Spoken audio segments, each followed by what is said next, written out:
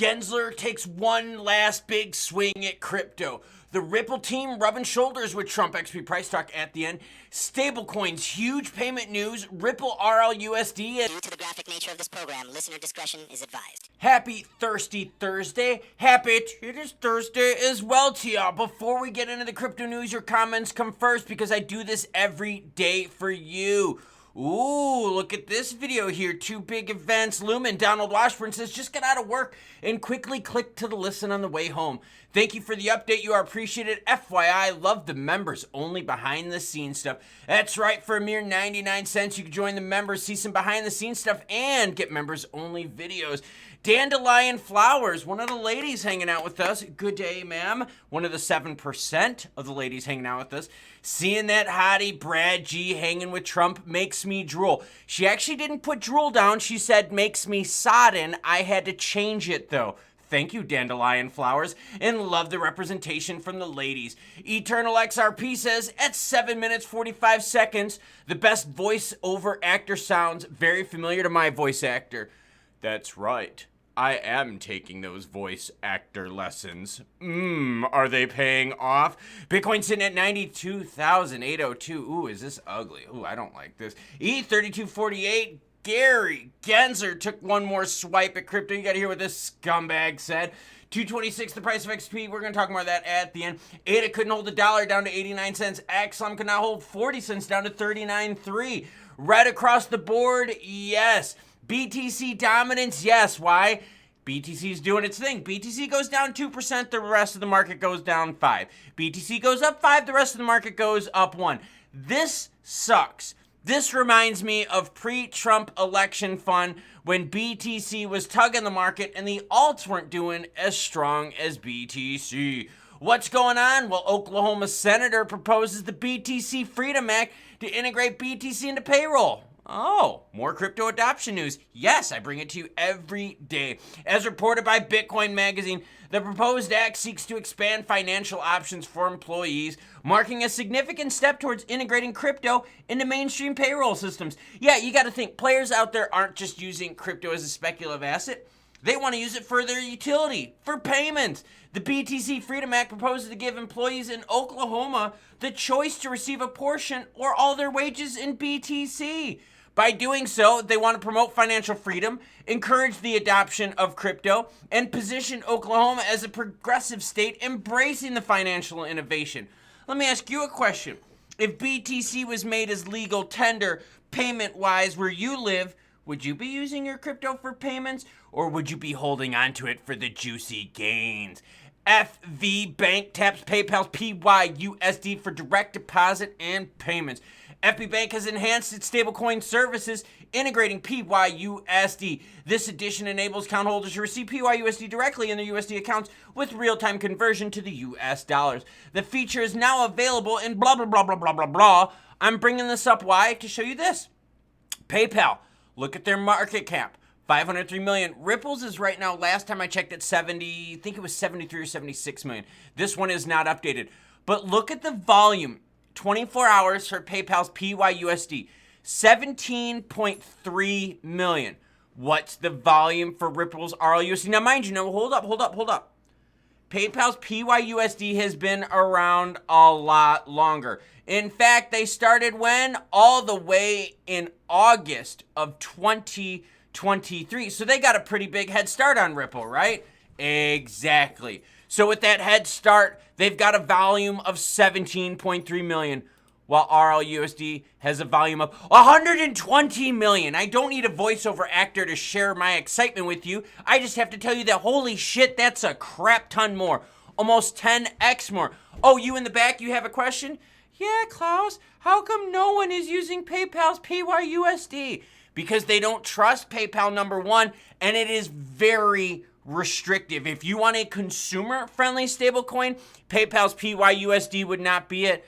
But Klaus, does this mean that Ripple is a better option than PayPal's PYUSD? Well, yeah, I personally think it is, because let's be real here. It's got 10 times the frickin' volume and has only been around a couple weeks, where PayPal's PYUSD has been around a year and a half almost and has a tenth of the volume. Thanks, Klaus, for sharing that with us. You're really cool and we all think you're hot and awesome. Well, thank you back there in the back row. Oh, Gary Gensler. Gotta fluff his feathers one more time and try to flex on all of us, but he's a piece of shit. Outgoing SEC Chair Gensler lashes out at the crypto industry. In a 10-minute interview with Bloomberg Television available on YouTube, I've got it right here, girlfriend. So guess what? As always, any article you see in this video and all my other videos will be linked in the description below. Also, Star Wars Empire Strikes Back, Battle of Hoth. I watched that the other day. Corn Good God, I got that as well. But anyways, let's get into it.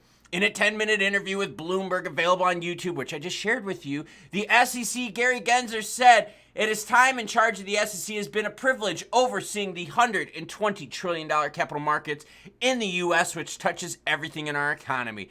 But when the scumbag Gary Gensler was asked 3 minutes into the interview about his views on crypto, Gensler had started his tenure calling crypto the Wild West. He asked if the crypto sector was now less wild as he leaves office, and he said yes. But in this crypto field, it's rife with bad actors. Oh, God, Gensler. And let me just split the field for a minute. The public knows a lot about BTC, which is depending upon its market value on any given day. It's 2/3, 80% of crypto. And then there's everything else, or some people say Bitcoin and Ethereum and everything else, said Gensler. These 10 or 15,000 projects, they're raising money from the public and the public's investing, or the public is investing hoping for a better future. I've been around finance over 4 decades and everything in the markets trade on a mixture of fundamentals and sentiment. At any given time, I've never seen a field that's so much wrapped up in sentiment and so much not about fundamentals.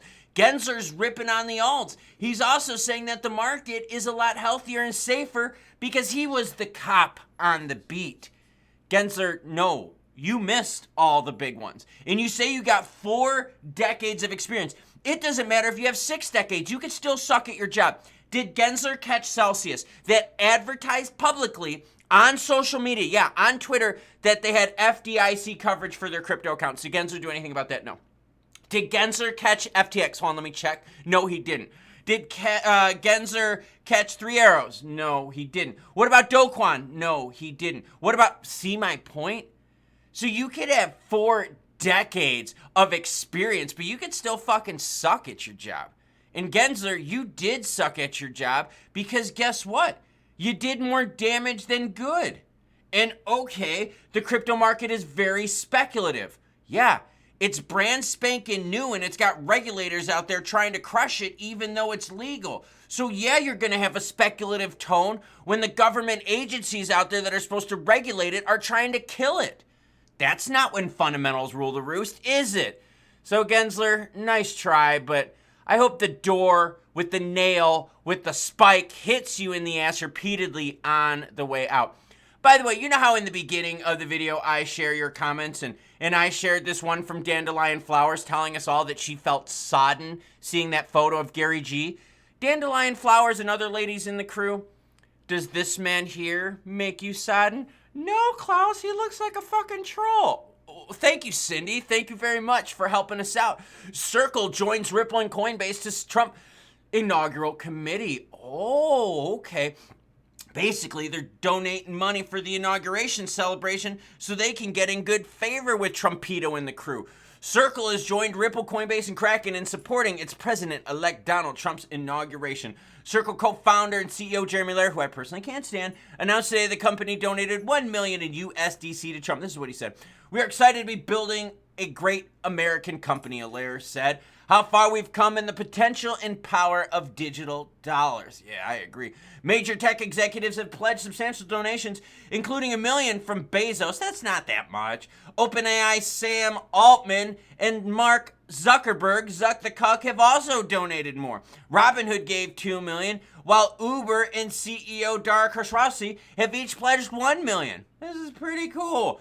Either way, you're seeing the crypto industry have a big impact on votes. By the way, the crypto industry was so important in this last election that 298 seats were won by pro-crypto candidates on both sides of the aisle. Yeah, you in back. So, Klaus, does that mean that crypto's really big in the United States and it's a big voting issue and Democrats and Republicans who want to be voted again should take notice to crypto? Well, yeah, that's actually very true. Thank you for the observation, Cindy in the back. Market overview, I did it earlier. Not pleasant at all. XRP price, okay. We're above 220, which we're cool with. Volume at 7.64 billion. So when I said earlier that RLUSD's volume was juicy compared to PYUSD at 120 million, XRP's volume is blowing the doors at that at 7.64 billion. Zooming out to the month, you can see, hey, we're still in the green. Have there been opportunities to buy XRP sub $2? Yes, there have. You just got to have those buy orders ready because those windows don't last long. Let's swing it on into the candlesticks and see what Homegirl is showing us this morning. I'm showing you my jumblies because we like you, Klaus. Well, thank you so much. And I love seeing the jumblies. Now, New Year's rally, okay? I'm going to zoom out to the New Year's rally. That's this right here, okay? New Year's rally, we're still holding strong. Up about 15% or so from the time of that movement on December 31st. We have seen, though, XRP recently, and this is recent, right? We're keeping things recent because when all those people out there talking about Bollinger Bands and muffin tops and descending wedges and penises and butts and all that kind of stuff, look, the crypto market has a very short-term memory. You can't look back at the data from like October and pre-Trump November and even consider that like data compared to now. XRP was at 50 cents. XLM was right around 10 cents. Those numbers don't even equate, so you gotta zoom in and see what the charts are telling us. The charts are telling us that recently, no, XRP not above 240. Rejected twice. This candlestick here at 239.86, while the secondary move to try to breach 240 got stopped at 239.56. Are we getting some support in places? Yeah, north of 220. I'm good with that. Also some support right here early this morning north of 223. Definitely cool with that at all. Are we going to get more juicy action? Well, it depends on CPI data. That comes out in less than a week, and we're going to have a live stream covering that. Yeah, that's going to be a big one. In fact, that's probably going to be our biggest economic data point this month. Then the Fed is going to do their rate cut decision based on that. We get high CPI data, and I'm not talking about doing tasty bong rips in the backyard. I'm talking about high as like inflation high, okay? So don't get your hopes up there, players, pimps, and hustlers. No, high CPI data could absolutely crush the rally. Short term, okay? Long term, I believe there's way more positive news. We get low CPI data, and all of a sudden, you see all this red on the screen? This could turn into juicy leprechaun green. So, like, what is Gary trying to do? Is he trying to solidify his legacy as the best SEC chair out there? Because he is going to go down as one of the worst out there. Yeah, he wasn't following the letter of the law from Congress. He was doing his own thing with crypto regs. Did he help out the crypto market? No. Players in the crypto market were like, all right, Gary, tell us, how do we become legal? And he's like, you just got to fill out the paperwork. It's super easy. And they're like, okay, cool. So then they're like, okay, where's the paperwork? He goes, I'm not going to tell you. And they're like, oh, okay. Well, can you tell us what website it's on? No, it's there. It's easy, clear as day. In fact, the paperwork will only take you a couple minutes. Then we find out that players out there took them almost a year to file with the SEC. So no, Gary, you haven't made it easy. You haven't worked within the law. You've been doing your own thing. You keep telling everyone you're the cop on the beat. Look, that's not how this works. When you have a new industry that comes to play, you don't try to regulate it by enforcement. You regulate it by learning what that industry needs, what do the consumers need, and from there, you build regulations together. Yeah, seriously, together. So, like, you notice how, like, when I'm doing my videos, I'm always asking y'all every so often, hey, what can I do to improve coverage for you? And then, like, you list stuff down, like, oh, you should do the news without clothes on. And that's, like, the ladies that say that. I'm like, oh, okay, I think that's a good idea. But maybe it's my OnlyFans account. And some of you are like, oh, better sound, some of you better picture and all. And I listen, right? Because I want to build a channel that's best for you. Because you are my consumer of this content. So Gary's consumer and who the people he's trying to protect are the public. That's you and me. But Gary's not asking us what we want. Gary's not working with the industries. In fact, he was trying to crush the industry. Choke point 2.0 has now been proven time and time again to be a real thing. A definite overstepping of boundaries from several governmental organizations. So Gary, you can do whatever you want, and you could tell yourself 100 times over that you're the best thing in the world for the SEC, the best thing in the world for crypto markets. But just because you tell yourself that doesn't mean it's true. And I'll tell you the truth, Gary. You missed all the big ones. You missed every single one out there that was $1 billion disaster that burned more and more and more investors. Yeah, you missed them all. You did not catch any of them before they destroyed people. Every action you took at the SEC was after the damage was already done.